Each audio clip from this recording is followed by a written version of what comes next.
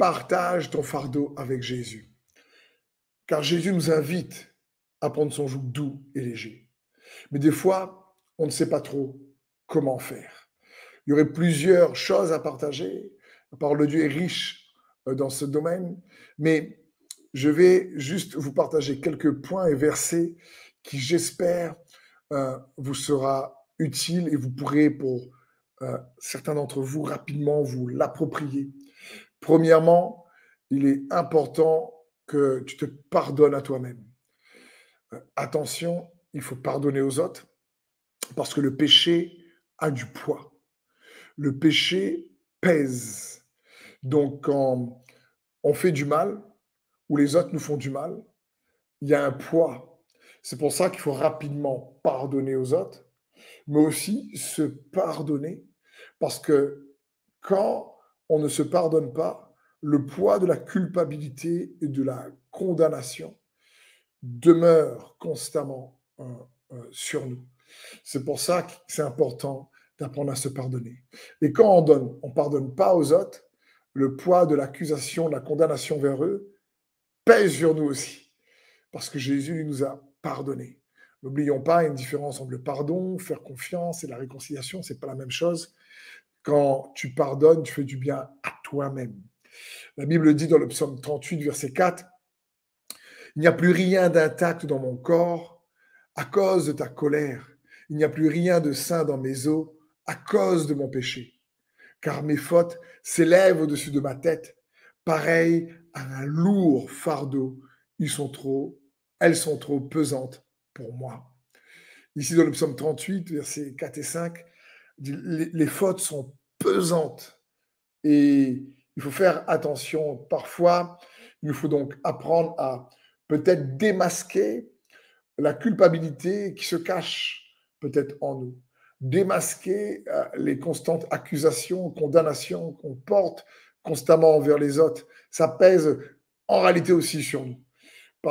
Et le pardon vient alléger, en tout cas, notre propre âme. Deuxième point, j'aimerais te dire également, démasque les chagrins irrésolus. Je crois que tous, on passe dans la vie par des périodes tristes et Dieu désire changer notre tristesse en allégresse et il faut entamer un processus de restauration. Ça ne se fait pas d'un coup.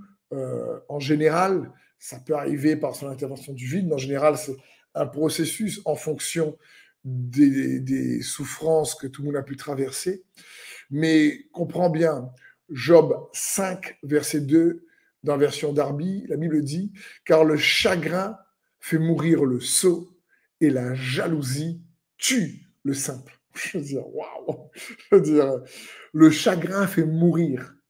Ça vient saisir l'âme et rester trop dans le chagrin à cause de ce que les autres nous ont fait, à cause de ce qu'on a pu traverser, à cause de nos propres erreurs peut-être, rester dans le chagrin à cause des circonstances difficiles qui nous est tombé dessus, de quelqu'un qu'on a perdu. C'est dur, mais un chagrin irrésolu, ça aussi, c'est un fardeau lourd qui peut peser.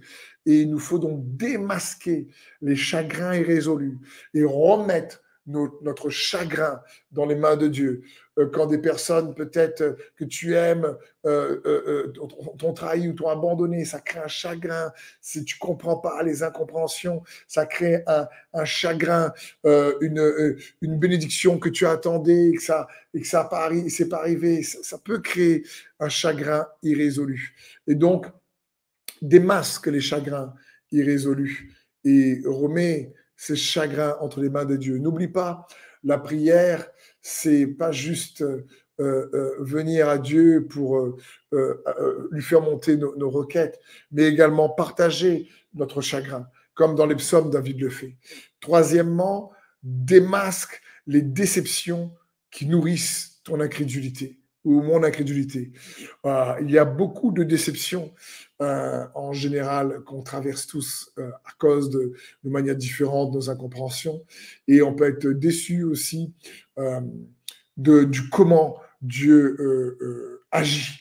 Et il est important de faire attention à cela.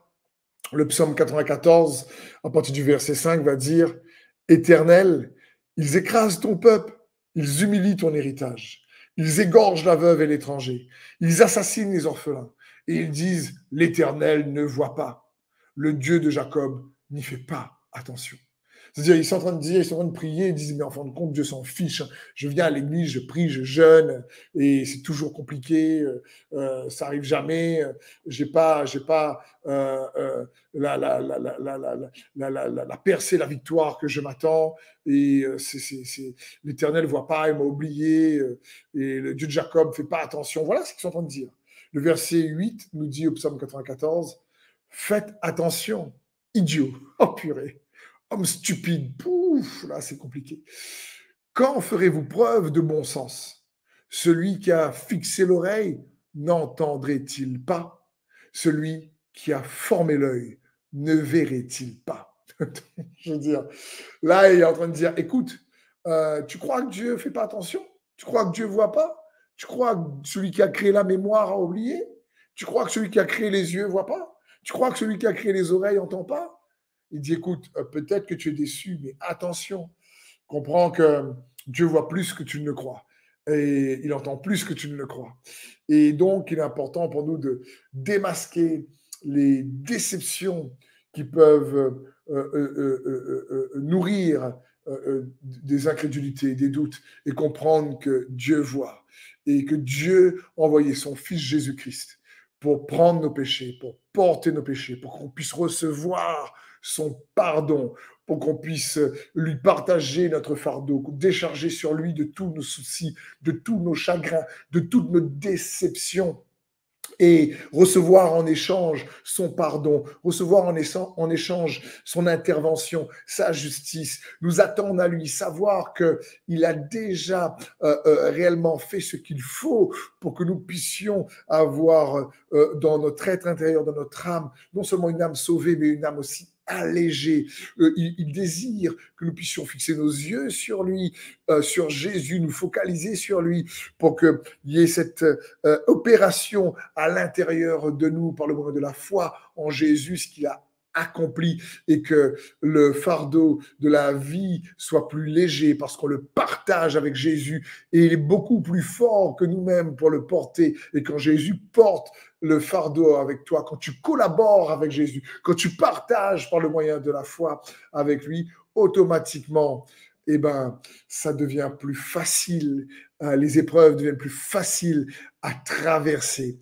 Alors, je veux t'encourager, confie-toi en Jésus. Rappelle-toi qu'il ne t'abandonne pas, qu'il n'oublie pas. Rappelle-toi qu'il est bon de garder confiance en lui, même lorsque le comment est décevant, parce qu'on s'attendait à autrement.